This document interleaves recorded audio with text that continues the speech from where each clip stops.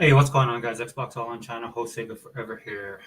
Again, a little bit of a different video from my channel. Thank you guys for the people who tuned in yesterday for the Wrecking Crew podcast, and thanks to everybody that was on there. Kind of had to end it abruptly, but I do want to thank the chat because we did have people in the chat. Normally we do that, but we had to kind of cut and run. Um, Not one of our longer ones, but that's fine as well. Um, Let me get situated, guys. Want to make sure everything is playing okay.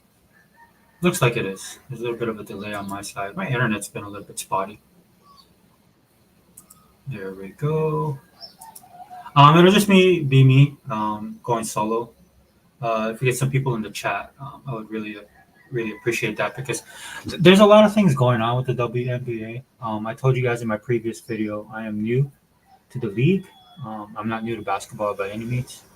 But like everybody else who's new to the WNBA, I'm catching up with everything, right? As fast as I can. I've ingrained myself in the league, the players, all the commentary that surrounds the WNBA. And right now, I mean, whether you like it or not, the conversation's always about Catlin Clark. Like everybody else, I have my own opinions about Catlin Clark. Huge fan of hers. Of course, I would be because she's the reason why I'm watching the WNBA. I only picked up on her in this last final or March Madness for the women's college basketball. Um, so I'm very late to the game when it comes to her. But I've been picking up speed, man. And again, I've watched basketball entire life. I used to play basketball, so it hasn't been that hard in that sense. But I am lacking in some of the finer points when it comes to the WNBA as a league in general. I got an idea of what's going on with it. So if people join the podcast or if you make comments and stuff like that, please let me know. I'm definitely open uh, because I find myself becoming a fan of basketball again because of this league. I do apologize for the background noise, guys. It was quiet a minute ago, and for some reason, as soon as I did this video, the dog next door decided to act up. So sorry about the background noise. Can't do anything about it. It's just the time of day where I'm at. Hopefully, it's not too distracting. I'll turn the volume up on my mic so that you guys can hear me better. Um, but yeah, if you guys watch this video and you guys have insight that maybe I'm missing, definitely leave a comment. And like I said, hopefully these videos will get people watching that are fans like myself and new fans or old fans, but people that can give me a better perspective or on anything that I am missing. These opinions are mine and mine alone.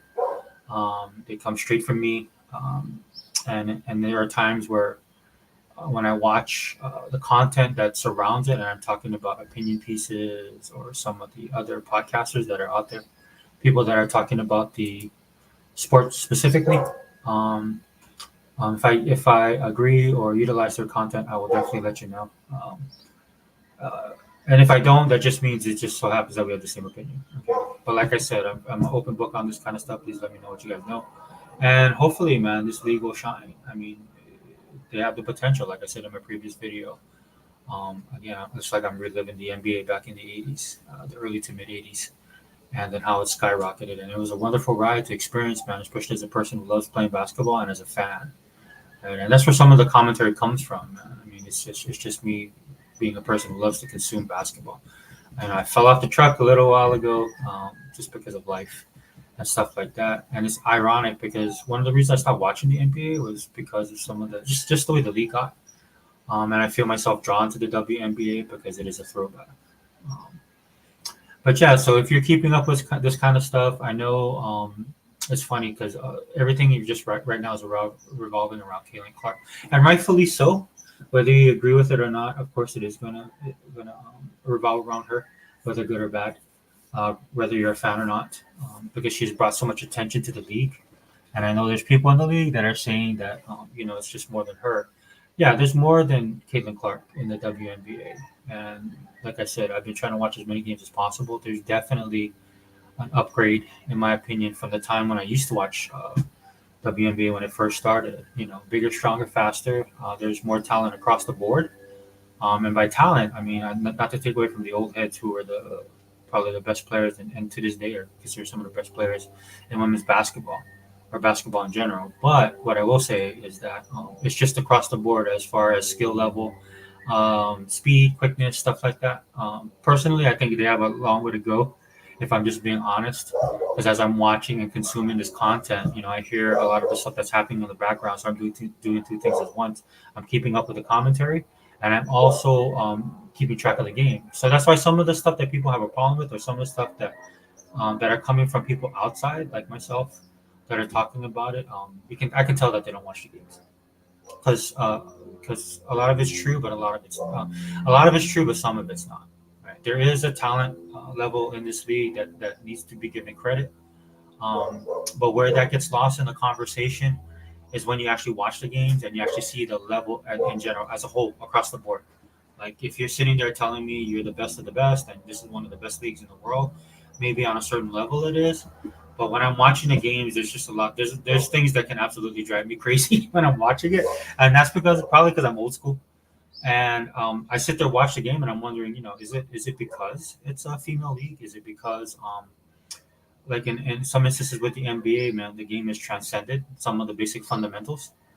Um, I'm not exactly sure. Like I said, this is my first year watching them, so we'll see how it goes. As I continue to watch the sport, it definitely has evolved. But some of the things that happen in the league, I don't understand why. Um, but as I get more familiar, we'll get into it and stuff like that. And see, that's one of the things that's happening with the WNBA because you're bringing a person like me, who grew up playing basketball, watching basketball. I'm a fan of basketball. I can consume basketball in every whatever market it's in, right? And again, drawn in from Caitlin Clark and what she was doing and stuff like that. So I'm the type of person that I've subscribed to the league. I'm watching her because I'm a fan of hers, and I like what she's doing, and I think she is the future of the league. A player like her and players like her that are going to come along, right? Because this is what happened in the NBA back in the day, right? You had Michael Jordan, you had Magic, you had all these great players and stuff like that. But because they were so great and the league expanded and then more people started getting interested in basketball, it built a generational shift in the sport that people are benefiting from today. When you look at some of the names that are playing in the NBA today, right? It's basically like a top or a bottom up, right? It's just like a grassroots foundational stuff that happened like 4 decades ago in the NBA, which was preceded by the stuff before, right? But I would say that was a pivotal point, right? And this is what I'm looking at right now with the WNBA, Caitlin Clark, and the way she plays and the type of player she is the future. I mean, a lot of people looking at her as a one-off or superstar. I could see this becoming the norm across the board if things progress the way they should be, right? Like she'll put more eyes on the sport, more girls will be more interested, right? It'll expand. You see the NFL do this, dude, to an extent, right? Where they're pulling. The NFL got big, it got popular, right? And it just wasn't in certain sections of the U.S. where you draw. That's still kind of a thing, right? Some of the players come from. Some of the players just because of physicality and genetics and stuff like that. But overall, man, it's not uncommon now for the NFL to have people from every spectrum and walk of life, from around the globe. Um, it had that type of change, and the basketball definitely went through that, right? You had your Yao Mings and stuff like that. You had people from overseas that made it big in the league here. Petrovic was one of the main guys I remember back in the day that I used to watch that I thought was outstanding because European players played a certain way, but as the sport grew and as people got better and as the generations became used to it, um, you saw a generational shift, and that's what I'm talking about when I talk about Caitlin Clark. She is an anomaly right now because of who she is and where she's at and her level. Coming in as a rookie and being able to dominate a game. And she hasn't really dominated a game, but there's flashes of brilliance that she shows. Um, and I saw yesterday when the Washington Mystic and the Indiana Fever played. Watched the entire game. It was a really good game. Um, had some issues with some of the stuff, right? We can talk about that a little bit, but there's no doubt about it. Like she went on a shooting spree. Like was it, like going into the third quarter, like halfway during the game. She missed some threes, right? To me, it's kind of like it's just the way the Fever are using her, the way the league is using her. I don't see that she's as confident in her shot as she was, and then she's trying to fit in on her team. There's a lot of that stuff going on with her. But man, when she gets on a roll, right, it's scary. right? It's just like you guys know I'm a big video game guy. In fact, this is a pro Xbox channel. But when I was growing up in the arcades, man, they had this game called NBA Jam, right? And what you wanted to do, you wanted your team, your player to catch on fire, because when you play player catch on fire, is pretty much unstoppable. And I think that's what a lot of people see with Caitlyn, right? She has these flashes of brilliance as she's playing that can totally take over the game, that can totally shift the momentum. And and this is one of the reasons why you see a lot of people, a lot of teams guarding her the way they do, right? They usually send one person, probably their best defender or quickest person, to kind of disrupt her play. What she needs to do is she needs to get used to that. There's a lot of stuff that's being made about Caitlin Clark and her play. Some of it is warranted. A lot of it is not is unwarranted, if I'm being honest. And this is again, I don't think that people are watching the games, right? They're watching clips or they're seeing just what people are presenting to them and stuff like that. To me, it's kind of you have to watch the games if you want to get the full effect of what where Caitlin Clark is in her career as a rookie in the WNBA. You have to watch her play, right? Because there's things that's going on in the league and in the games that she's playing in that gives you a more of a fuller scope of what's going on with her and her gameplay, right? Because when you look at some of the numbers on the sheets, some you hear some people talk about it like they're a little bit disappointed. She thought she would be better. Um, but when you come into a league as a rookie with all eyes on you, and I don't think this is a bad thing. I personally, like I said in my previous podcast, I would wear that as a badge of honor. You come into a gym and then everybody knows who you are, and then the team's defense is pretty much structured around you and your play and taking you out of your game, right? And that's what's happening with Caitlin, right? They know who she is. They know that she can shoot the ball. She has a quick release. She can hit from anywhere on the court, whether by position or range. It doesn't matter. She has that potential. So what you do is you stick people on there that's going to disrupt that flow. And they've been pretty successful, man. There's some things that Caitlin got to work on, definitely. That she needs to definitely do that in the summertime. I think her stamina needs to improve. I think she needs to get stronger, definitely. And then she's going to have to be able to read the defense a little bit quicker. This is why she does have turnovers. Now, in all fairness to her, I would say some of the mistakes are her and her alone, just because the game is a little bit faster. Just because the things that she was able to do to college with certain players, she can't do that in the WNBA. The people are pinging on her definitely. Um, and I won't go into the whole drama. Well, we might get into the drama aspect of it, but regardless, dude, she has a target on her back, and I don't think that's necessarily bad, right? Some of it is, some of it's not, but it doesn't matter. At the end of the day, you got to do what you got to do to get your shots off, and you got to do what you got to do to play your game. You're gonna have to overcome this kind of stuff, and you see it. I see it. I see that she's doing that, right? And it's something that's why I don't drum on the coach a lot, like a lot of people do. The only critique I have the coach is I would have used her more. I would whether she misses or whether Caitlin misses a shot or not, or is dominant like she is in college or not. She needs to take her shots. She needs to have her confidence. That's one of the problems I saw when the Fever played the Mystics, and she had a good. She was over 50% from the free throw line. She shot like I think, or I mean, from the 3-point arc. She was like 7 and 13, I believe, which is more than 50%, right? I think she could have been 10 and 13 had her shot selection been better and had her confidence level been up. Because sometimes she's pulling, I can tell she's taking the shot and she doesn't have that swagger that she normally has, right? And I think it's just because of the way the Fever are trying to improve their team in general, right? What it looks to me like what the coach is, you have Caitlin Clark, she's a talent, right? She can change the momentum of a game. She has the ability. She's gonna be a star in this league, right? And so the coach, instead of putting everything on her shoulders, which is smart, right? They're trying to revolve the team around it. The only problem with that is the Indiana Fever are very young.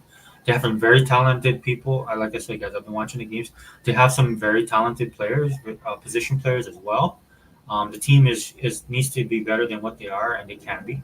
You see them improving in different aspects and stuff like that. They do have a complete team.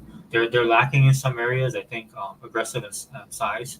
I think they do need one big person that's aggressive. I think they do need an enforcer on their team, and not just to protect Caitlin, just to give them a little bit of a mean streak. Because the way the WNBA is and some of the players are, you need that on your team right now, and there's nobody on the Fever like that at all. So that's why when a lot of people are saying, they should get an enforcer. Uh, Agree. Or the other teammates should stick up for her. If you look at their teammates, they're not built that way. They're just not. I mean, it would be great if they did. I think it's necessary that they do, but they're not like that. Aaliyah Boston, she's a great player and stuff like that, but a lot of her play and her personality are one on one, right? Like to me, there's definitely things she can do to improve. Um, but she is who she is, and you can't teach that stuff. Like I said in the previous podcast, the enforcers are not bred; they're born. You know what I mean? Somebody's just born that way. So growing up in the WNBA, you have the enforcers. That's the people you go out and grab. These guys were not the best players offensively. Hopefully, they'll be good defensively. They might not even be good defensively, but what you needed them there for was to check the other team in case they was trying to take out your main star, the person who was scoring your points, or the person who is getting all the shine on your team, right? And that would be a course correction. Right, you did that, and it's just like a bully on a playground. They punch you punch them back. They tend to leave you alone, right? And then if they didn't, you had that guy in there to straighten them out and stand up for your superstar, right? And Indiana just doesn't have that at all. In fact, the WNBA,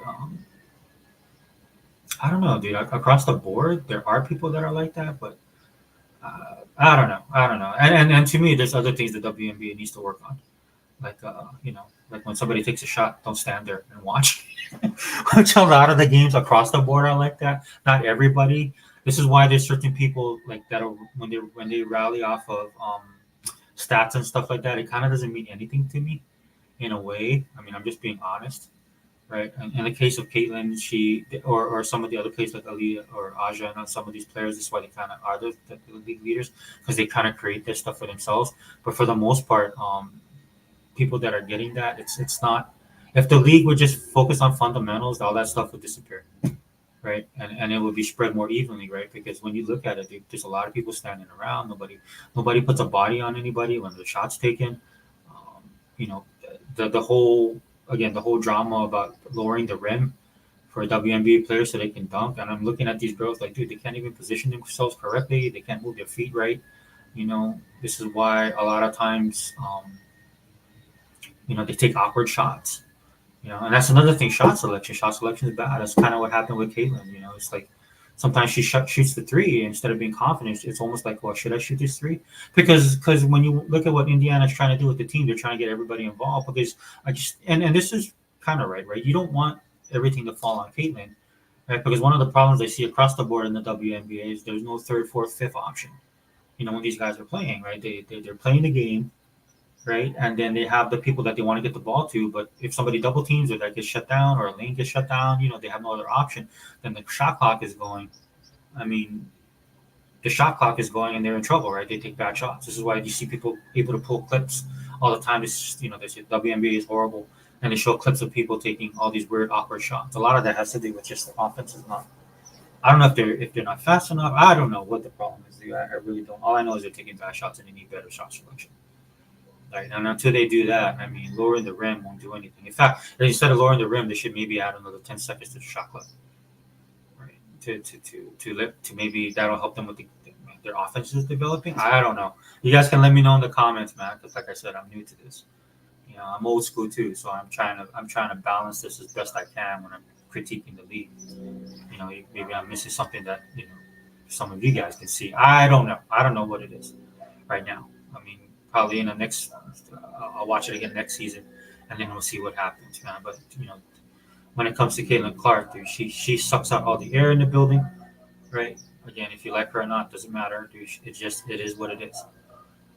Last night's game, I guess, is one of the highest for the Washington Mystics. I think it was the highest watch game in ticket sales too for the WNBA across the board ever, or at least till in the history of the league. Maybe they had a couple like that in the beginning when I started off. Again, I'm not familiar with the complete history on that level, but I did hear about all the stats and stuff that was being put out there.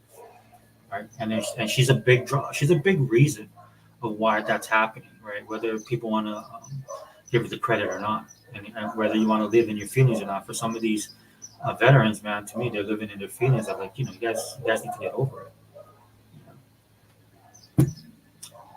But if you don't, man, I mean, it's my video last time was the NBA is in the WNBA is in flux, right?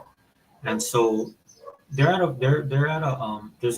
fork of the road right now. and they really need to decide what they want to do. I mean, seriously, right? Now, if they want to be the WNBA that they've always been, then you're just going to lose market. You're going to lose market share. You're not going to grow, and people will not watch the sport. I'm just being honest. You know. Hold on, guys. Let me check something real quick. Okay, that's working. Let me shut this down because I don't want to. You're going to lose market share. That's you're not going to grow. Um, you're gonna have some people like me that probably stick around just because I like basketball. But your goal is to get more eyes on the sport and to bring people in, right? And if you plan to just keep on doing what you're doing, it's not gonna work, right? So the other choice is to make those changes, right? And to welcome in the new fans that are coming in. And then if you're gonna welcome in those new fans, man, there's gonna have to be changes. And a lot of these players are not gonna like it, dude. A lot of these players have a chip on their shoulder. I heard some of these guys coming out now says not jealousy. It's just how they play the game. It's hard. Yeah, it's hard. Everybody knows. If you're a basketball fan, everybody knows. Or if you play basketball, it's a physical sport. When I was growing up playing basketball, that's one of the kind of knocks on basketball, right? You wear your short shorts and it's not a physical sport, but when you actually play it, you know better, right? You know, physical. When people thought physical back in the day, you think football getting hit. Yeah, that's pretty bad, right? But you catch an elbow to the face, right? Or somebody twists your knees, somebody wraps up your knee, or when you go for rebound, somebody slips their feet there, and you come and you land wrong and you hurt your ankle, right? That stuff's real. That stuff happens, right? So, when people say that was a physical sport, yeah, we all know, dude. NBA's been around for years, man. Basketball's popular now. So the person, I don't say that the totally average person, but most people already know that about the sport. You don't have to prove it. It's already known. Right. So that's what I mean. Like some of these WNBA players, man, they got this chip on their shoulder because they feel like they deserve respect, dude. I mean, look, you're like I said, your league is in flux, and the league got to make a choice. And if they choose to go right with the bigger marketplace and actually making money and actually getting more eyes on the sport, man, some of you guys are just going to be left behind. That's just the reality of it, you know. This is why I said in the previous video, man, you have choices to make too, right? You don't have to miss the boat. You don't have to miss the train, but you might have to change your attitude. You might have to change the way you play or the way you think, right? For some of you guys, you won't be able to do that. We understand that. I understand that 100%. Like I'm doing these videos. I'm trying to be as unbiased as possible because I have my own uh, experiences with playing basketball. I actually like the physicality, dude. I like Angel Reese. I like some of these girls because that's the way I grew up playing basketball. But right now, we're talking about the WNBA increasing, right? And Catlin Clark right now is that golden goose, man. She is the golden goose, man. She after last night's game and the draw that they had on the crowd, and I don't even know how much the viewership was. Like I watched the entire game and I enjoyed every single minute of it, except for the little stuff that irritates me. But that's just me as a person that watches basketball, right? Just a little, like when I seen Caitlin, like there's a shot and Caitlin just stands there. I'm like, come on, Caitlin, get a thing. But then again, she makes her own things too. Like you see her stats across the board. She's one of those people that can make her own stats. I just think the league in general needs to improve on that. Like every player should be that. Like, there's so much potential. Like when I look at the Fever, there's so much potential. Like they have a lot of utility players as well. People should be getting more rebounds. People should be getting more steals. People should be taking better shots. People should be hitting more threes. Um, you have a player like Caitlin Clark that you could utilize better. Let her shoot the three, dude. Let her be the focus. Pull back when you need to, but utilize her, dude. Like there's teams that'll double. They were double teaming her sometimes last night. She went on a roll, um, shooting her 3 point thing, and they wanted to slow her down from doing that again because it's a momentum shift, right? She gets in that zone, she'd be unstoppable, and they know this, right? So they were double teaming her at times. So if they double team her, dude, where's your other players, right? Why aren't they getting the points? Like I see a little bit of that with the Fever. Like Aaliyah Boston right now should be like a 20-point player, right? Especially if Caitlin rallies off a 30-point game.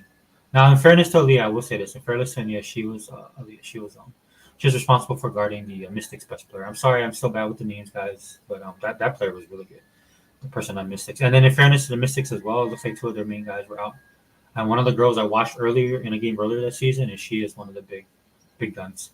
So she was on the bench. She was in civilian clothes. So she wasn't playing. So I have to acknowledge that.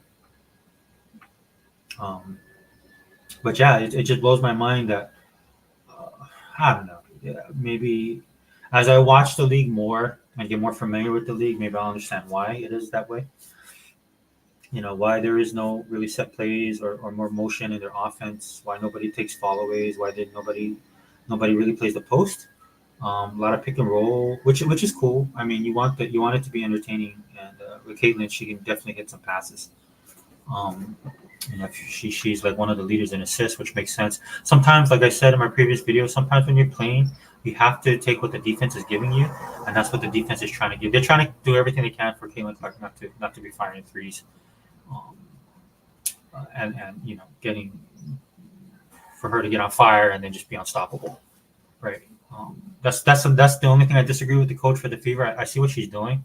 I understand what she's doing, right? She wants the team as a whole to be better, so that the pressure in some instances, some people think she's trying to, it's actually trying to help in her own way, trying to help Caitlin, right? So not for her not to be the complete focus of the team, right? But if it was me, dude, she would be taking way more free threes, even if she was missing, right? What I do agree with the coaches is that the other players on the team need to step up, and you see them starting to step up, and because they have to feel each other too. Some of it is not because they're not trying to. It's my understanding that this Fever team is very young, right? They're all new to each other, right, and stuff like that. And then I see that they're starting to pick it up and stuff like that. This will not be the season that they do it, unfortunately. Hopefully, they can build on it for next season. Because, like I said, some of the players on there, like the point guard for the Fever, like her. Then there's a secondary point guard that comes off, kind of a utility player. I like her as well. There's a girl, I think her name is Samuelson, that was off the bench, man. To me, she'd be a great shooting forward. They have good other guards that should be hitting more, doing a little bit more better on the threes than they could. That could loosen up the offense even more. And Aaliyah Boston should be more of a presence.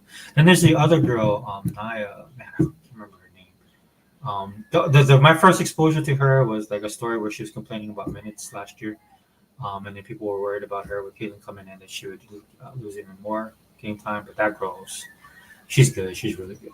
She plays good defense and she has a great post game. And she can run the floor. She can shoot from around the key. She's not like a high percentage. Like I think her percentage could be higher than what it is now. But just the games I've watched with her, but she has a lot of potential. So they have a lot of weapons on the Fever, man. They just got to gel, and that's just going to take time, unfortunately. This is why I said like I didn't have a problem with what Tarasi said about Caitlin. To me, I didn't think it. I mean, we can argue about the intent because of course, like, I think there is jealousy and pettiness within the league when it comes to Catlin Clark. But that is what it is, man. So what you do is, like I like what Caitlin said. She was interviewed. She's like, "Look, I just want to focus on basketball." Right? And that's a good attitude to have. Um, and that's about. I mean, you should just do that, get better, start shutting these people up by your play.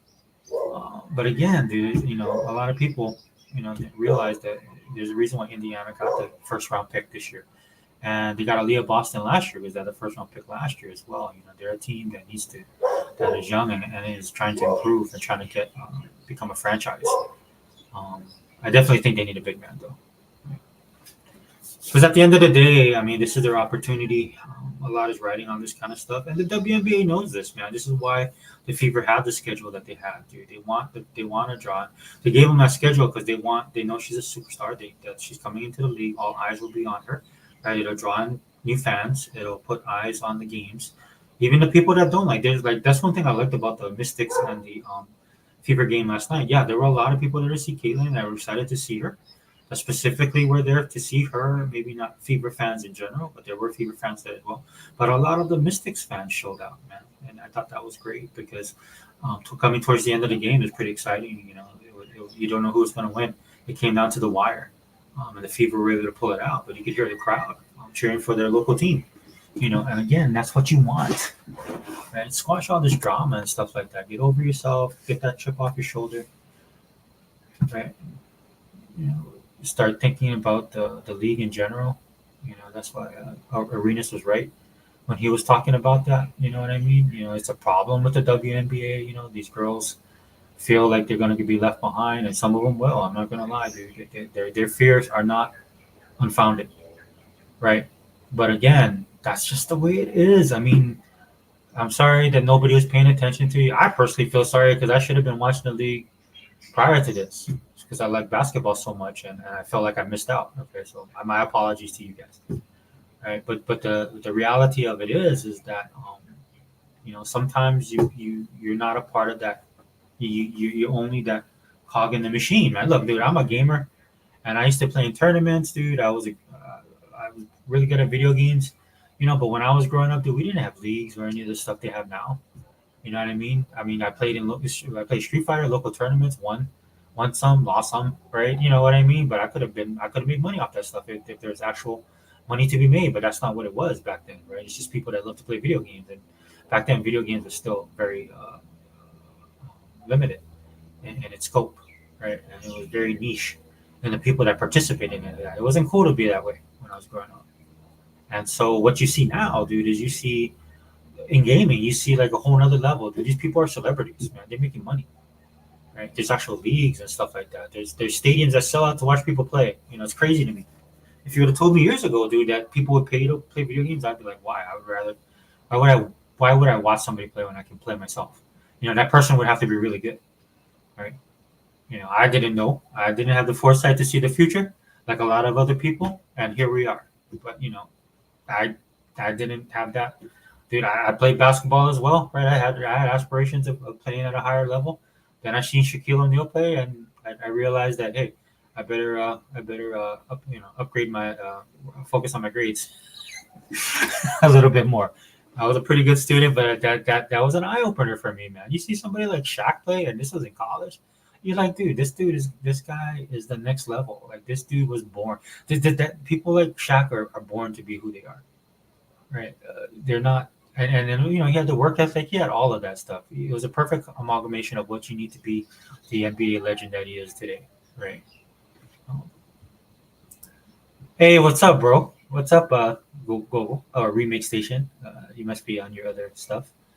CC games draw more than double the attendance in WNBA. Yeah, dude. Yeah, and we'll get into the whole the U.S. Olympic team debacle. That was the latest news they hit this morning. That's why I'm doing this podcast, man. Because I woke up and I should actually have gone to the gym, but I was catching up with the WNBA, man, and I was catching up with the WNBA. I did the podcast last night.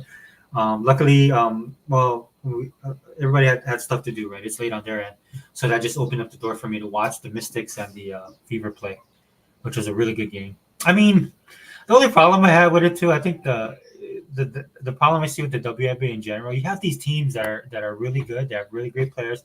They play at a level that's fairly high, right? But what happens is it's like the NBA of old, right? These guys will come together and play, and if they play a bad team or a team that's not in their league, their gameplay will drop. Instead of it being dominant like they should be. Like there's a couple of games I watched that I thought would be better, where I thought a team would dominate, and that wasn't the case. And that's kind of what happened with Indiana and Mystics, even though they're kind of on the same level, right? And I could see that. But I expected a little bit more as far as across the board. But it was still a great game, man. They made a lot of mistakes, both teams. Maybe you can explain this to me, bro. The fact that nobody boxes out, or nobody puts a body, or nobody's active during shots. These girls shoot so much, and they shoot from outside the key a lot of times, right? Why more people are not moving towards the basket, or why more people aren't putting a body on somebody? As soon as a shot goes up, dude, whoever's next to you should put a body on. Because some of the secondary shots or some of the rebounds they get or the points they get are all kind of garbage points, right? But yeah, dude, that was nuts. I watched an actual clip from a local news affiliate in the Washington area that talked about it, and they were outside the arena, and the amount of Catlin Clark jerseys that was out there, and a lot of Iowa. You can tell these were Iowa people that followed her in college, man, because they had a lot of Iowa jerseys, and of course WNBA stuff as well. So it was amalgamation. So it's no surprise to me that they sold that arena out because they had to move it, right? They actually moved from the arena they were supposed to be into this bigger arena to capture everybody. And kudos again, man, to the Washington fans. They showed up too. and they supported their team. So that's the kind of draw Caitlin has, right? She'll have her fans that'll bring in, but you'll also bring in the local teams, right? Because you want to support your team because she's the big deal, right? And it showed at the end of that game, dude. That game was super close, and you could hear the Washington fans cheering their team on, and I thought that was awesome. Right? I think anytime I played a game and you have your fans there cheering you on, your home team fans, right? It's cool when you go other places as well, but when your home team fans are behind you, dude, it just gives you that extra, makes you appreciate it more. Yeah, dude, I figured. I see. I'm old, bro, but now I'm starting to pick up. I'm starting to pick up on your accounts. I do like that Reese player, but she's a big B. Reese. Oh, Angel Reese. Yeah, she's a great player. Um, you know what? I look at her, bro. She's kind of a character. And I know you're like me, bro. We grew up with the NBA. We had our characters back in the day. Right? She's a little bit. I mean, maybe because she's a female, a little bit on the drama side. She's talking about playing the villain role. I was like, dude, you have to be. Uh, Look, I think she's talented. But it's like what I'm having a problem with all the WNBA players, man. You guys are talking all this yin yang and stuff like that. Get your feet straight. That's the way I look at it, bro. I'm sorry. Get your feet right. Get your positioning set right. Go to the ball. You know what I mean? Don't just dribble into defenses. That blows my mind when they do that. Some people are like, well, she's a great defender. I was like, well, anybody will be a great defender if you dribble right into right into the defender. It's a critique I have of Caitlin. She needs to learn some more, a little bit more ball movement too. She needs to learn more little gimmicks, quote unquote gimmicks, to get her open shots. She does a great job, um, but I mean they're playing her so tight. So I don't know if that's the coach on the coach's end for the Fever because it looks like what she's trying to do is bring the other players along so that they have more to open up the game a little bit more for Caitlin. And vice versa, that Caitlin can open. To me, I would go the opposite way, like have Caitlin open up the game for everybody else. But her being a rookie and all that kind of stuff, I don't know. I try to. I don't want to dig too deep in it because I get into the minutia of it. Yeah, dude, and she plays it up, bro. She plays that up, Angel. But yeah, I think she's talented. I like watching her play. Um, she's another girl that needs to work though on some stuff.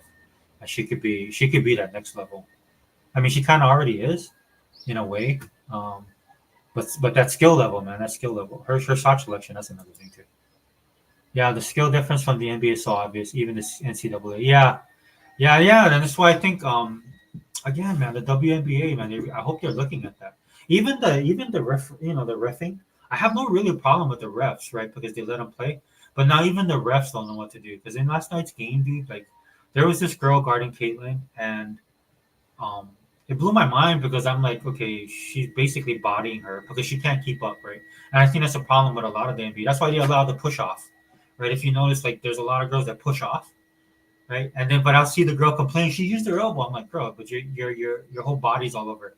All you have to do, the next step would you do jump on her back, right? So the refs, like, there's great no calls so far, but now I see even the refs are struggling with that, right? Because obviously they're having discussions of what direction the league wants to go. Are you going to let them play, right? Which is what they're doing, right? That's why you see the girls complaining every once in a while. But I'm at the point where I'm watching everybody. I'm like, you guys are all bad in that sense, right? Because in order to play great defense, you have to move your feet, right? And some of these girls, like, they're not quick enough, right? So that's why they run alongside. You don't run alongside, dude. Like we were taught. Like when I was taught when I was growing, you have to get in front of the defender. And then that's why sometimes, right, you won't be able to do it because the guy's too fast or too quick for you to do that, right? So what do? You switch off to a person that's faster that can stop that person, right? We had a couple of people on my team that was like that, dude, because this is why the switching off and stuff like that and recovering is so important, right? Because that's what you're trying to do in basketball, trying to get those mismatches, and a lot of times that doesn't happen. She's classy. The other players need to not be so jealous. They're getting more money. Yeah, they can't see that, dude. That's why Gilbert Arenas talked about that, bro. I remember him saying that. It's just like they won't, dude. They'll go down with the ship. So that's what I was saying earlier. The WNBA, the people in charge of the WNBA is going to have to make a choice going forward. Do they want the league to grow? Do they want the league to make more money for the betterment of all the players? If they want to do all of that, and what you hear these people complaining about, if you want market share, if you want to grow the league, if you want to expand, they're talking about expansion, right? That's one of the reasons why the lady said they were looking at doing a charter thing before Caitlin and decided to do it for which is all trash. she was the reason why they got the charter flights the way they did. I'm not saying they weren't working on it, but once that became viral about her walking through an airport like that, and then what happens? Dude, they got the planes ready. Their planes were ready because I think they were going to do it either next year or the year after, right? And that's the kind of clout she brought to the players, man. Not just her, but everybody. But it is what it is, right? Look, dude, I'm just being honest. Women are catty, dude. They are petty. Like Barkley was saying that they're petty, dude. I mean, instead of being appreciative, they look at it like, oh, she's gonna get all the shine. And dude, if you're around women, dude, look, I'm just saying, I'm just being honest. Like dudes have their own things that we do, man, but women are that way as well. And these guys are not helping that stereotype, quote unquote stereotype, by the way they're acting. I have some people trying to make excuses for them. The league is physical. Yeah, it's physical, but the intent behind that physicality, dude, there's a reason why that girl took Caitlin out. It wasn't because it's because a lot of these, I guess the game before, Caitlin had a breakout game because I think she scored like 27, 30 points. She had a good game the game before. And then she's coming in to play the Chicago Sky, and you got Angel Reese with her, whatever, this rivalry thing she has, which I think is mostly in her head, as opposed to between her and Caitlin. But it is what it is, man. Whatever gets you up, right? Sometimes you need that, and she feels some sort of way of that. But then that showed out on the court, right? And that's the problem I have with it, right? That's a problem like the WNBA is going to have to address. They're kind of skirting around it. Right, I think one of the coach Witherspoon, which I like her, dude. She's a good player back in the day. But she kind of came on and talked about it, right? I think they apologized. I could be wrong. I think that's what I read. But regardless, they're at a fork in the road. They got to decide where they're going to take this league. If the WNBA dimensions the same as NBA, I think they should modify it if it is. Oh yeah, I'm not sure. I'm assuming it is. But one of the things I had a problem with was people were saying you should lower the rim so these girls can dunk. I'm like, dude, they can't even really shuffle their feet right. The amount of times that I see these girls travel or they can't have, one of the reasons Catlin Clark has high turnovers is because a lot of their teammates can't handle her pass or they're not in the spot they need to be in when she passes the ball, right? And then Caitlin's making mistakes as well, dude. She misjudges the speed of the WNBA, but she's already starting to adjust to that. Right, like in the game last night, she made a couple mistakes, but then another thing is just her teammates cannot handle the ball. They don't have the hands, or their feet positioning is wrong, or they're not following through on a cut. Where she's it's like Tom Brady. His receivers were great as well because they knew where they needed to be. That's what the WNBA needs, to be honest with you. I don't know, dude. I could be reading more into it. Like I said, I'm new to this kind of stuff, but that's just what I'm seeing. I'm just being raw at this point because that's what I see. Get your feet straight, get your positioning good, give yourself an opportunity to make a move to the basket. There's because and I know they can because I see it. There's flashes of it in the game, man, and it looks beautiful. It looks wonderful. When they do. But I think one of the main problems they have to me the best thing they could do, like I said earlier, bro, is just maybe extend the play clock by 5, maybe 10 seconds to give them a little bit more time to work the offense around. I definitely think they need 3 or 4 options. That's one of the things that give me hope with the Indiana Fever. If this is what the coach, if I'm reading it right, what she's doing, man, because they have a lot of utility players on their team.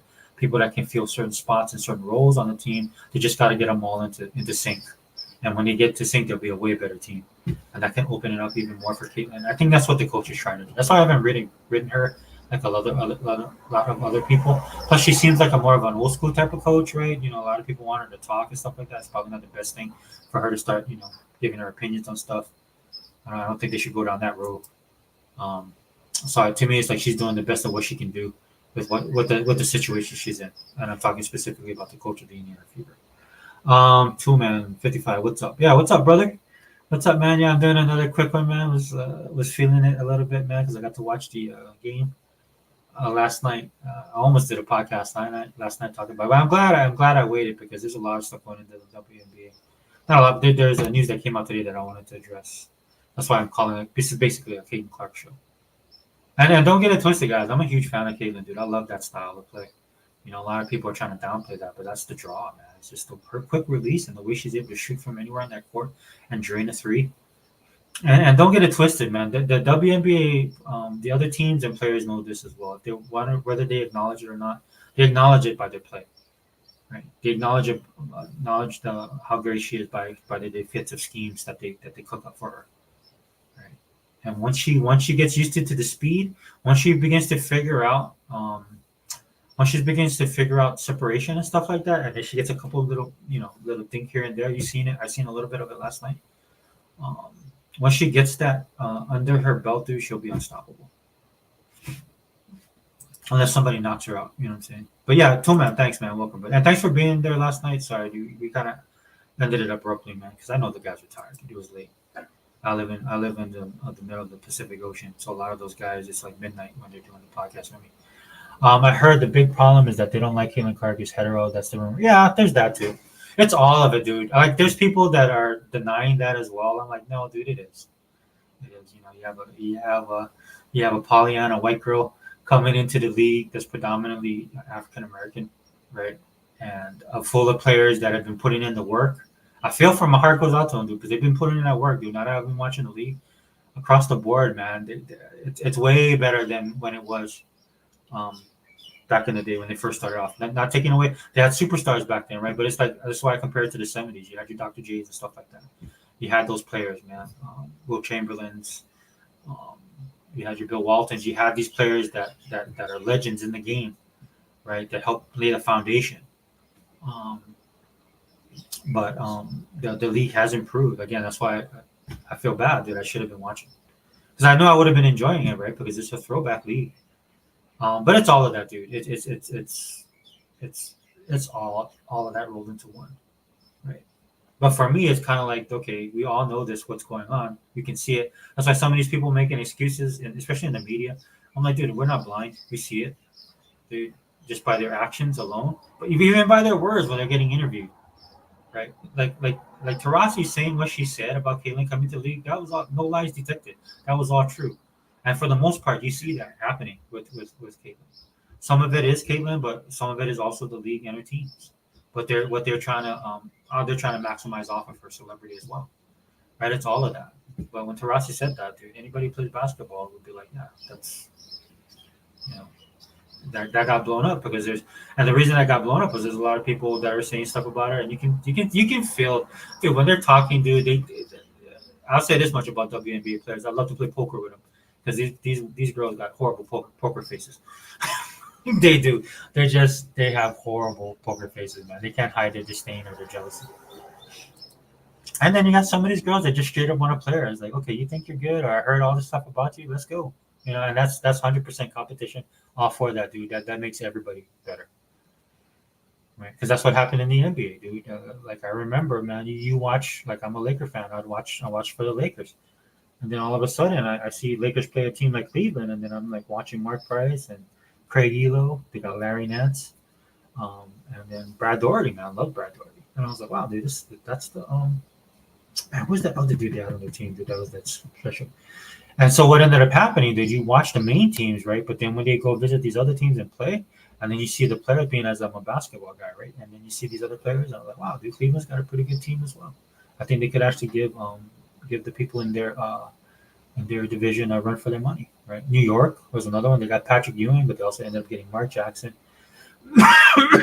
Excuse me. They had Oakley at the time, right? The league expanded, but the teams expanded. Like the talent level on each team started to grow across the board. Like there wasn't a team. There'd be like a couple teams. Like the NFL was that way, right? When I was watching it hardcore, every team was improving, especially during the '80s. Then you had your teams like the Buccaneers and the Patriots at that time, right? Those were like the teams that you mark as a win, right? And NBA was kind of like that. You had a couple teams like the Clippers, and then not every team rose, but then it was such a big influx of talent that came in at one time that rose the entire league, and then that was all due to Jordan and with Jordan coming in, of course, and but with Magic and Bird, that's what kicked it off, and they're trying to do that with and I think that's what Angel Reese is trying to do with her and Caitlin Clark. So hate the player, don't hate the player, hit the game. That's just the way it is. Yeah, everybody's saying what's up. Cool. They should lower the rim half a foot at least, but I can't see a problem if they didn't match the NCAA. Oh, I thought that is the NCAA. That's 10 foot though, right? I thought everybody's was 10 foot.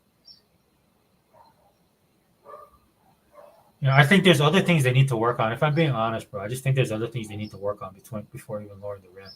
Because the thing with dunking, and we know this because we grew up in that era, dude, the dunk turned into an art form. We were there when it happened, especially when Jordan came in. It wasn't just about it was a high percentage shot for most people, right? And then you had the big men that would do it, and but then over time it became its own culture and it had its own style, right? It became its own art form, right? So I don't know, man. Like I said, when I watch these girls play, man, they need there's stuff that they need to do, like them dunking, because we're used to seeing people dunk. I don't necessarily think that's going to be the draw. Like well, not your point, but there's people saying, it'd be great if you guys could dunk on each other and stuff like that. I was like, dude, they look awkward when they're playing post game. I don't know how good that would be if they could dunk, and who could do it, and who could do it the way that they do it in the NBA. And some people might think that's unfair to compare them to the NBA, but they're going to be compared to the NBA. You know, who's going to be the person doing that one-handed windmill, right? And then of course, a lot of times with it's not just about the style; it's also about the power. I don't know any of the women in there that have that type of power to dunk it that way. You know. The talent will get better because it's become more popular in high school. Two of my nieces play basketball. Yeah, that's where I'm coming from as well, remake. Because I was actually coaching, helping two of my nieces, three technically, but one of them was like she didn't want to play anymore. But my other two nieces are very talented.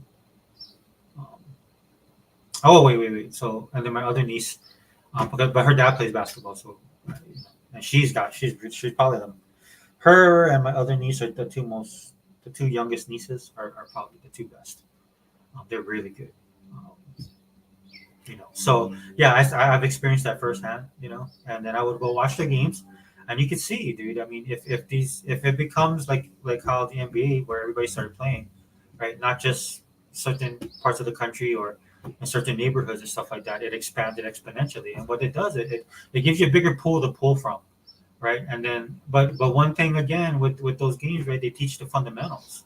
That's how I was taught basketball, right? With the fundamentals, how to play defense, how important rebounding was, how important it was to slide your feet. You had to play good defense, right? You had to take good shots, stuff like that, right? And then once that becomes the norm, then it'll expand, and then you get a bigger pool to pull from the female side of things, unless they allow men to start playing in there in the league. Anyway, I won't go down that road. Sorry, kind of got distracted by that thought. But what it is over time it will become, and they'll have what happened with the NBA, man, like that 84-85 team, man. That was lightning in a bottle, man. There's so many great players came in that year that it helped expand the league tremendously, right? So, yeah, 100% agree with you, dude. 100%. It will get better. This is what they should. This is why they should. The WNBA, if they wanna be what they say they want to be, they're gonna have to make the necessary adjustments. Like I said, with the refereeing and stuff like that, the referees now are even getting confused with what to call, what not to call. Right?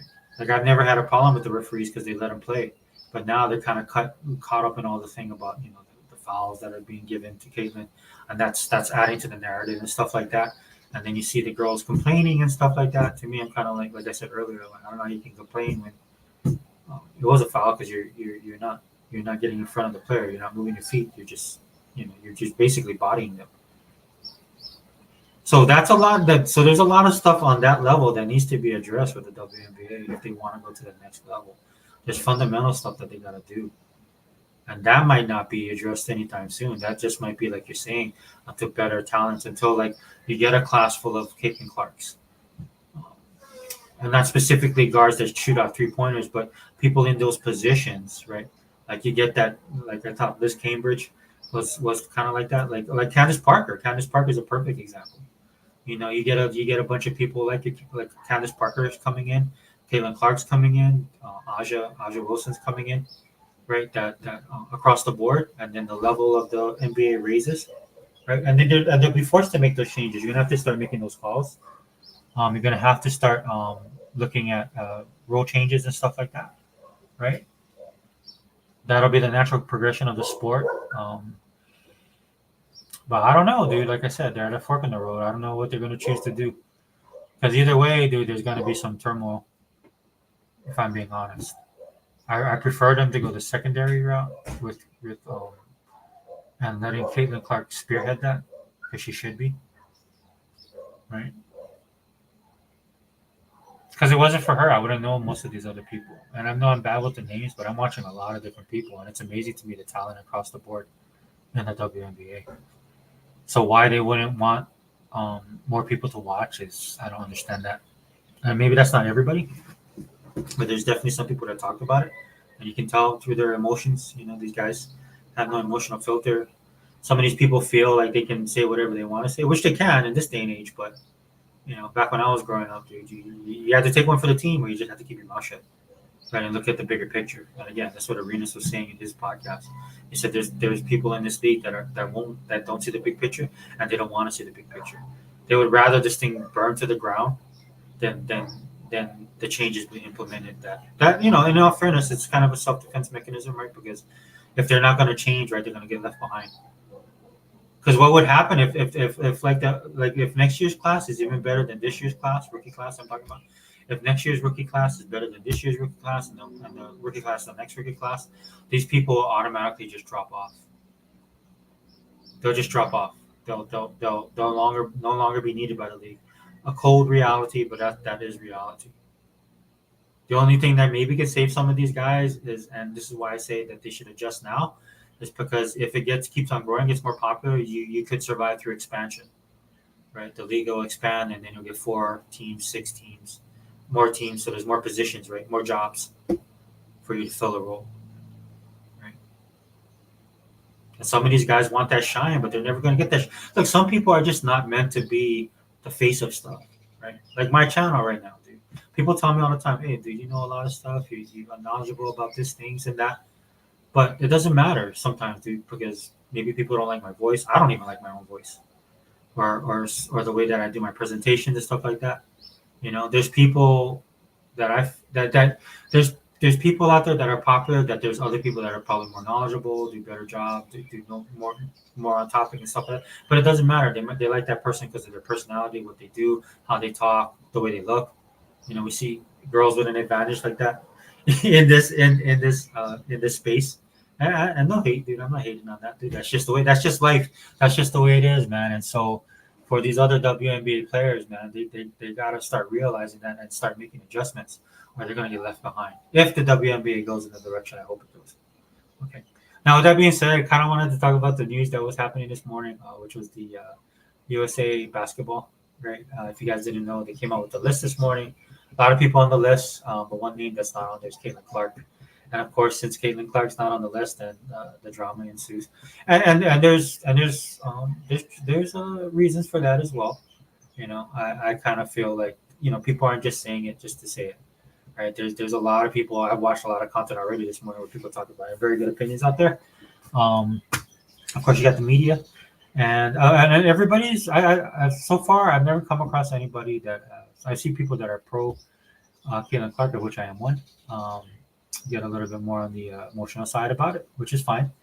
But even like the sports heads are talking about it, I think in a reasonable way, right? Of possibly why she was left off, though there's a rumor that came out that looks like to be true.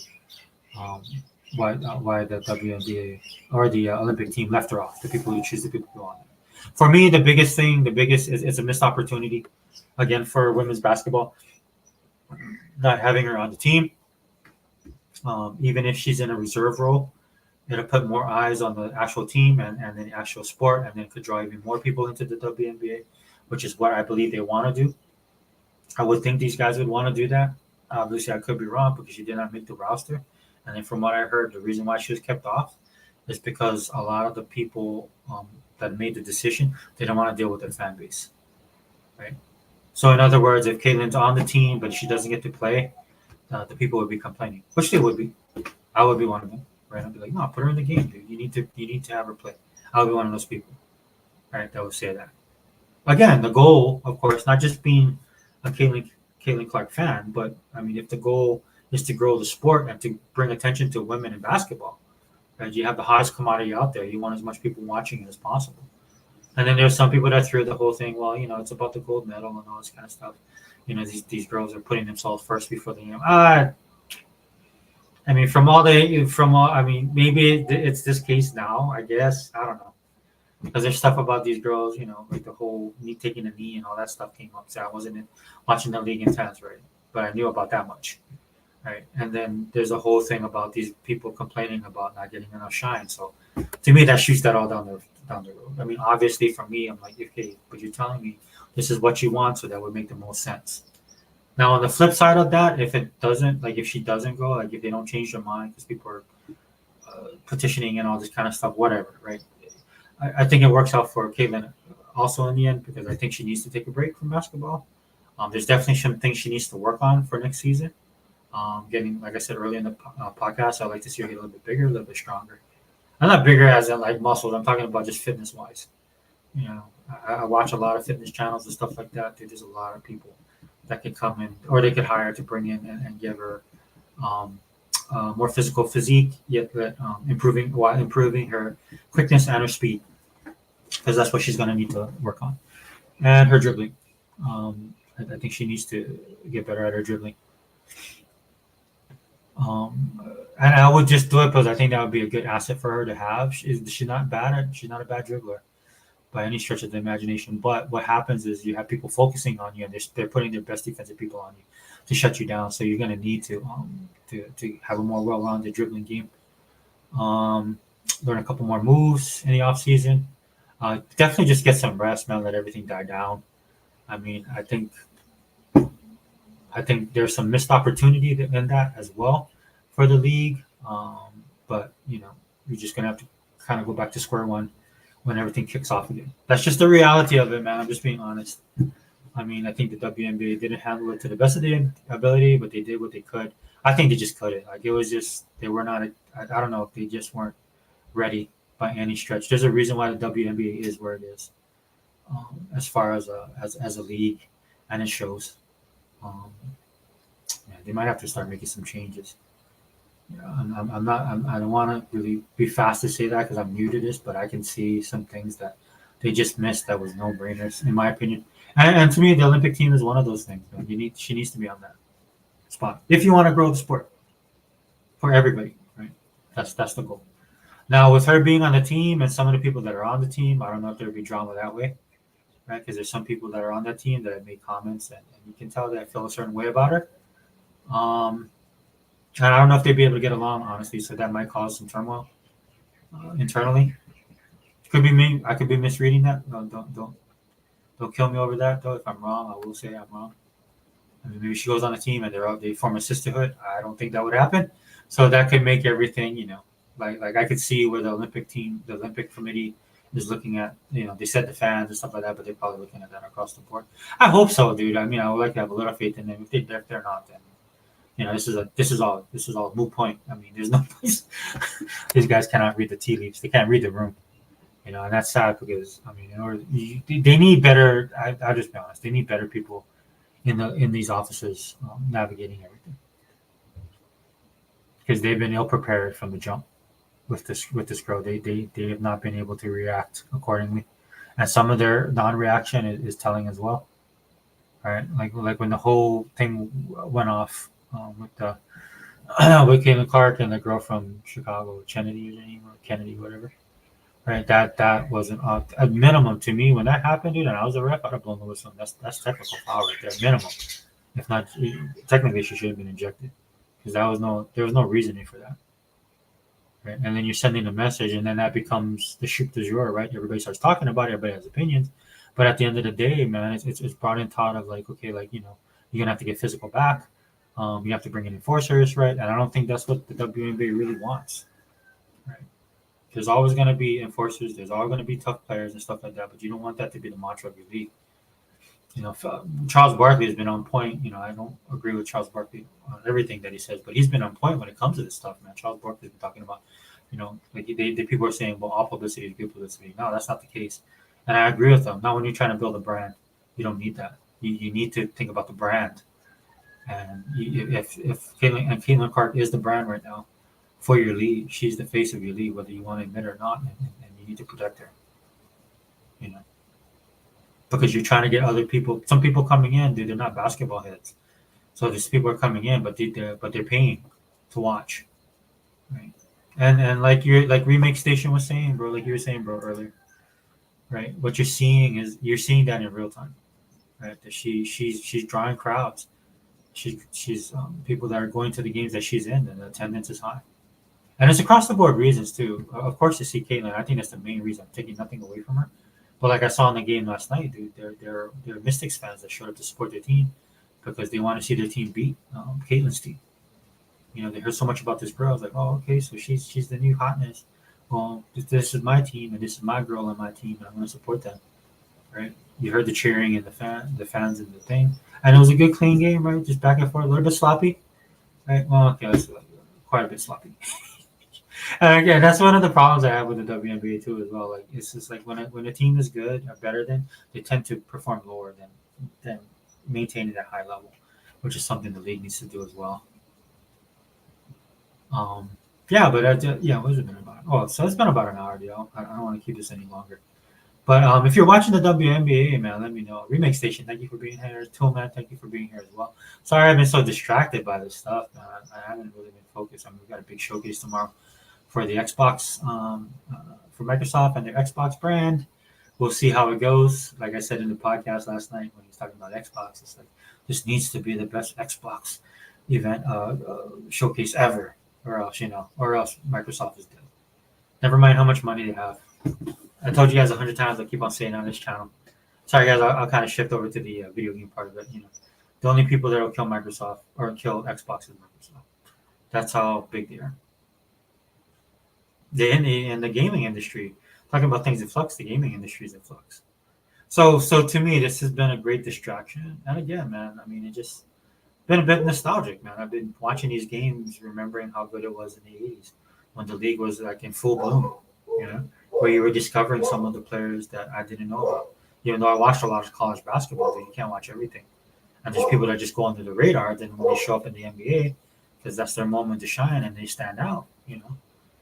That's what the WNBA that's what I'm experiencing with the WNBA. It was kind of cool to see like some of the Mystic players. I'm bad with the names. These I'm old guys. You gotta forgive me. But they had their forward that was playing last night. She had the mask on. I guess she had a face guard on. Reminded me of the old days, dude, when Rambus had to wear that or Bill Laimbeer had to wear that stuff. and for different reasons. She probably got an elbow to the face. She seems like a nice person. She's a great player. She's a great player. Dude. She has good of all the players in the league. She really has good movement away from the ball, and she makes her own. And that's why Aaliyah Boston. She had her hands full with her, man. She always had to keep track of her, and that might have took away from her offensive input or output, right? Because she had to focus defensively, and Aaliyah still made the plays, right? But again, for the Fever, I can see them get better. But that girl's good. And then I remember watching other games with the Mystic, and a couple of their players are on the bench. So I just want to be fair and say that much. But it was it was fun to watch. It was entertaining to watch. But I'm hopefully over the next couple seasons, the WNBA will increase in overall quality of gameplay. Is the best way I can put it, right? Where I can see the girls actually making moves and better choices, less turnovers, better shot selection. Definitely, the shot selection in WNBA is atrocious. I'm just gonna be honest, and a lot of it is of their own making. I mean, we'll see. This rookie class has been doing great this year, so it's been good to watch. But anyway, let me run, man. Again, Remake Station. Thanks for being here, bro. Let me know if you want to throw down on some Warhammer, man. But because next week I'll probably be shifting gears in my gaming because we got so much stuff to play. There's a lot of stuff that's stuck in my on my hard drive. I have not got to play. But one thing I can play consistently is Warhammer, just because it's a drop in, drop out. If I have to go, I can just quit the game. But for the most part, I can get a couple games in, right? As opposed to starting something that's narratively driven, like Octopath Traveler 2 dropped, and I want to play that game, but I haven't even beaten one yet. I actually own one. I'll probably just go buy Octopath Traveler 2 and just add it to my backlog. It's just a game that, if it wasn't on Game Pass, I'd buy it and play it. Or buy it and I buy it, play it a little bit, and stick it in my backlog. which is why I'm not ready for games. But anyway, guys, thanks for joining the podcast. Also, for those who come across the video, let me know. Am I wrong? Am I not seeing things that I'm supposed to be seeing? Right, as a person that's new to the WNBA in 2024, in the more current version of the WNBA, I just call it like I see it. But it's great, dude. Don't get it twisted, man. I'm enjoying it. I actually think I'm gonna watch the Aces play, and then I want to watch Phoenix next game, and then I haven't had a chance to watch Connecticut yet. I need to watch them because they're undefeated, and they look like they're the team to beat this year. Though I don't know, man. The Aces have a great team, dude. I like Aja Wilson, dude. The fact that why she's not putting 40 points a night is beyond me. Of all the other teams I've watched the most of, it's the Aces as well. I've watched the Aces the most outside of Indiana, LA Sparks. Oh, well, LA's up there too. Need to watch I want to watch Atlanta play. Dallas is pretty good. I like Dallas. Phoenix. I don't know. They got Brittany Griner back. Definitely want to watch the last game that they played. That's what I want to watch, but she came back. Want to see what kind of force she is. On paper, Phoenix should be better to me than what they are. But when I watch the games that I watch with them, I don't know. It's kind of underperforming to me. Not saying that they're bad. It's just I expected more, I guess. But then again, I haven't watched every single one of their games. I'll take the time to do that because I do like Taurasi. Regardless of the intent of some of these people towards Catlin Clark, since I'm fans of Catlin Clark, I do separate it because I just want to see great basketball. And Taurasi, I mean, a lot of people are talking about her age and stuff like that. One of the games I watched though, she was lighting it up. It was like she didn't miss a beat from when I was watching her back in the day. She got skills, dude. I'm not gonna take anything away from her. I know she's on the Olympic team. The only thing I'll knock on her is like she's on the Olympic team. To me, that would be a no-brainer to pull her off and put Catlin back in. And it's nothing like a payback thing, guys. It's just I think at some point you gotta have the newer guys come in and set and have that experience. And I think it'd be great for the sport. You know what I mean, in general. And I think there's another person that's injured that they could pull off and put Catlin in. Because I think in international play she could really shine as well. But again, I don't know how the chemistry. You got to take that into consideration. So I can see why they said what they did. I don't agree with it, but anyway, it is what it is. Take care, Sega. I think it's just the nature of the WNBA for now, based on talent and coaching. I think money will change it a lot. Yeah, dude, the coaching is well, I reserve my right, dude. Like I said, for the Fever, dude, I can see what she's trying to do. But what I think she's trying to do, right? She wants a more well-balanced team, and that could help Catlin out in the end. But I mean, like if this was the NBA, dude, right? Like somebody in the front office of the NBA would have contacted this coach and told her, look, I see what you're doing, but yeah, we need her on the court, and we need her shooting more threes. Because it's a business at the end of the day, man. I think this shit because the WNBA has been where it's been for so long. That they're kind of stuck in this mire and the muck of what it is their league is. I don't know, dude. It's like somebody needs to shake that bad boy loose, And Catlin coming in as a lightning rod, right, dude? And she's throwing this thing into turmoil, which it needs, man. Sometimes you need this kind of stuff, dude, to change it. Because if not, they're not going to change. And I think that's what you see now. But I mean, if this was the old school NBA, bro, they would have been calling her like, "Look, dude, you need to put her on the court. We need to do this. We got her schedule highlighted, and the schedule. Don't get it twisted. This is one of the things I liked about the WNBA. They put her to get all eyes on her, to draw people in the league, but it's also to get shine on the other girls because they have one of the toughest schedules, right? And one of the toughest schedules because some of the top talent on the other teams that they're playing is why the teams are so good. It's because they have that talent, and so that's why you see people talking about Aja. Like that's how I got exposed to Aja Wilson. Right, I don't know. I didn't know who she was until I started watching. But I watched. It made me watch. But this what made me watch a lot of the more Vegas games. And they got. I think her name's Plume. Is her last name? Katie Plume. Sorry, forgive me if I'm messing up the name. It's not personal. I'm just old. But I've been watching her, and then it's funny because I didn't know she was the same person. There's this clip that somebody shared on Instagram of her throwing this T-shirt to her dad up in the stands. I didn't know that was the same person until somebody played that clip again, and I was like, "Hey, that's the same girl." And then when you watch her play, man, I mean her off the court stuff, which came to the forefront first before I even watched the game, And then I watched it and I was like, yeah, this girl's competitive, dude. She has drive, she can shoot, she does all that, dude. She's very fast, athletic, right? So that's what you want. You want people to come in and start doing that, actually watching the games and getting into the games itself. That's what I'm doing. When more money is on the line, the competition will get tougher. Yeah, that's what they need to do. If they want to be successful, man, I don't know, man. But we live in a generation of people that like money's bad, corporations are bad, all this stuff is bad. But when more money is on the line, the competition will get tougher and better. Yeah. Well, and I do agree with you too, though, with the more and more girls need to play the sport. You need a bigger pool of people because it's learned in a way, right? It's kind of funny to say that. Um, but what happens is it becomes part of our culture, right? Especially in Western culture, right? That's why Western culture tends to thrive and sets itself apart from other cultures in the world is because of that ability to improve, and then it becomes generational, where it's passed on to the next generation almost by osmosis, right? Right. It's like I ended up playing basketball because I watched my dad play basketball, right? And my dad had a certain set of skills that he was good at. Then I had my own set of skills that I was good at. Unfortunately for my kids, they're not the sports types, but I'm able to impart some of my stuff into my nieces, and they'll probably impart it onto their kids because they love the sport. You know what I'm saying? So it's that multi generational thing. So I agree with you 100%. I'm not disagreeing with you. I agree with you 100%. But anyway, man, let me wrap it up, man, because I gotta go. I got stuff I gotta do. But thanks for tuning in. If you watch this video, let me know, man, guys. Let me know in the comment section, dude. If you have critiques of let me know, dude. What I got wrong, what I got right. If you agree, if you disagree, I don't care, dude. I just need to. The more information I can get on this, the better, dude. I'm a sponge right now. I'm soaking all this stuff in, all of it, dude, good and bad, drama, no drama, right? Because I'm actually, and it doesn't affect me in that way because I watch the games and I make my own decisions, just like with video games. This is why I can stay pro Xbox all the time because you can't tell me anything because I own the system and I play the games and I know the type of games I like to play. I know the type of gamer that I am, right? So when you come at me with the Xbox that's a piece of trash and has no games, your opinion means nothing to me in that case, right?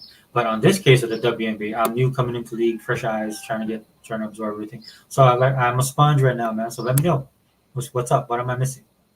Right? Who are the other players I should be watching? I can only watch for so many games. A lot of these games I'm watching unrecorded, right?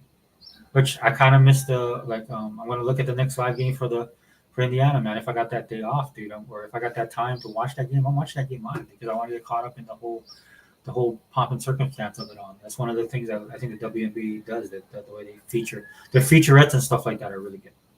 Right? And I need to watch that if I want to get the culture of the league, man. You got to watch stuff like that, dude. Who is this player? Why are they saying she's the best? Why are they saying this chick is tough? Why are they saying how this girl came up, right? And the sports are all about that now, right? So definitely, man. I definitely got to catch my live stuff because when you watch the recorded stuff, dude, you don't get the same feel. Even though they do some things, but the quality control, man, just overall the WNBA, man. And I know, like Remake Station said, dude, once that money starts rolling in, it was kind of cool that the NBA decided to do the charter fights earlier. They invested in that. I think that's smart because you want to grow the league. But if you're gonna do that, if you're gonna invest the time and money, you gotta do the next natural. You gotta do more, dude. You gotta just continue to change the stuff, right? Especially when you got an opportunity to grow it. And they were handled a golden goose, man. You have to not only just don't have to take the eggs from the goose, man. You got to treat the goose right, man. You got to make sure that goose is taken care of. And again, like everybody's saying, dude, everybody will benefit from it, dude. Even the ones that think they're not, they will. Even with the drama and all this stuff coming on, dude, it's drawing people in to watch. Because there are some people, like I said, like that watch the Mystics Fever game. Right, there's people that are watching it probably just to go against Catlin Clark, not in a bad way like the hater, but in a way to like when I watch my Lakers, dude. When they play the Celtics, I hated the Celtics, right? And I would watch the Lakers to play the Celtics, right? At that time, right, and to support my team. Right? It's not just about. That's why so there's people that were watching that game to support their Mystics, right? And that's what builds it. Anyway, I'm starting to talk in circles, so I'm going to wrap it up. But yeah, thanks for everybody for joining. Let me know what you guys think. More videos like this coming. Gonna watch a couple more games. I might actually start talking about some of the other teams. But we'll see. All right, Xbox On channel, host Sega forever. We out.